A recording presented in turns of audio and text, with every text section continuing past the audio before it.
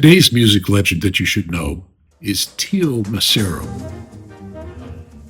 Now, most of the musicians that I've talked about in this series their names are on the front of their albums, okay? When they record, there's the name. But Teo Macero's name, with just a few exceptions, was on the back of albums, but on the back of some of the most famous albums ever recorded, especially in the world of jazz. Miles Davis's Bitches Brew and Dave Brubeck's Time Out. Because Teo, as well as being a saxophone player and a composer, was also one of the most prolific and really amazing record producers in the history of American music. So he was from a small town in upstate New York, and he moved to New York City and studied composition at Juilliard and saxophone too, as well. And he got a bachelor and master's degrees from Juilliard, and soon started making his presence very felt on the New York jazz scene and also in the classical music world. His first album, as I said, he did appear on the cover of a few albums. His first album was called Explorations, put out in 1953, and it has some really far-out music on it, using 12-tone compositional techniques and all sorts of weird counterpoint and very advanced interactions between the musicians, including overdubbing multiple saxophones that he recorded. He was mostly a tenor player, but he also played alto. And then he also co-founded with Charles Mingus the Jazz Composers Workshop. And there's an album where his tenor playing is prominently featured. But after a while of trying to make a living as a jazz musician, he realized it was very difficult to do. And he gradually got into producing albums for Columbia Records. And he produced some of the most famous jazz recordings for Columbia, starting in the 1950s, late 1950s. Miles Davis's Sketches of Spain, I think, was his first collaboration with Miles. And that collaboration continued until the mid-1980s.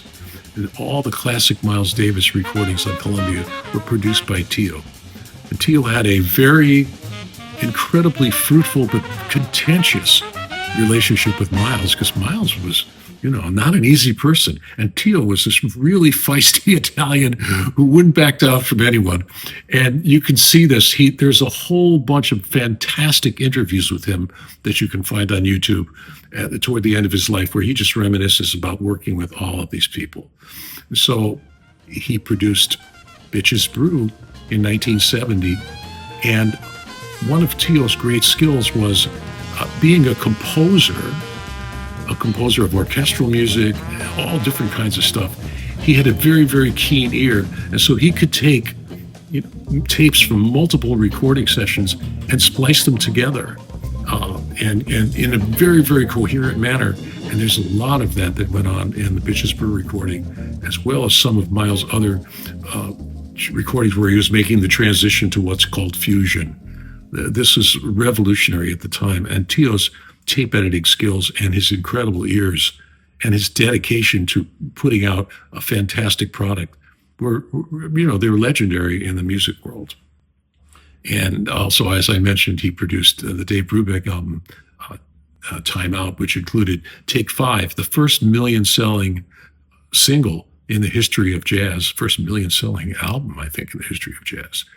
And he also produced a lot of Thelonious Monk's great recordings for Columbia, just about all of them. And he had a personal relationship with these guys because he was a musician. He understood it from the inside out and wanted to get the best possible music from these guys in the recording studio. So the other side of Teo, the composing side, there's an album called Fusion, which is recorded with the London Philharmonic Orchestra and a jazz quintet, a piece that he composed back in the mid-50s. And it was premiered at Columbia University with a student group. But then later, in 1958, it was done by Leonard Bernstein and the New York Philharmonic with a stellar jazz quintet. And this is some really amazing music. He was on the ground floor of the Third Stream movement, which is the combination of classical music and jazz. And the stuff that Teo wrote was very, very challenging. I mean, there's nothing formulaic about it at all. He was a far out guy. I mean, New York was this melting pot and a cauldron of creativity in the 1950s. I was growing up there. I was just a little kid. What did I know? But while I was growing up, all these really experimental things were going on in the 50s and sort of burst out at the end of the 50s and into the 60s. And Teo was involved in a lot of it. He's a very pivotal figure in the world of jazz. And he's somebody that you should really check out. Check out his album, Explorations. It's really amazing. And that Fusion album, too. It's incredible. And his playing on the Charles Mingus Jazz Composers Workshop, those albums, too. His tenor playing is really interesting. He's got his own style.